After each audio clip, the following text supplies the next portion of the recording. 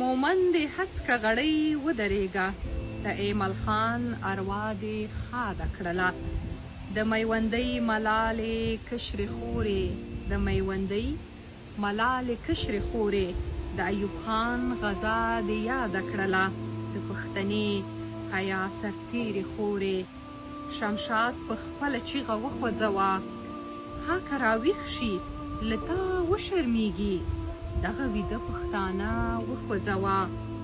تا چې د خپل عزت لیوه ویشته، تاریخ په اور د غیرت ونڅېده. افغان له شرمه لکه شمع بل شو، په ځان کې څاڅکې څاڅکې وڅڅېده.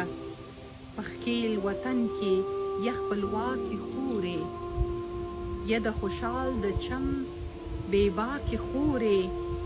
زه به شمله ستا په نامه ګرځوم، یه حیاناکې زما پاکې خورې.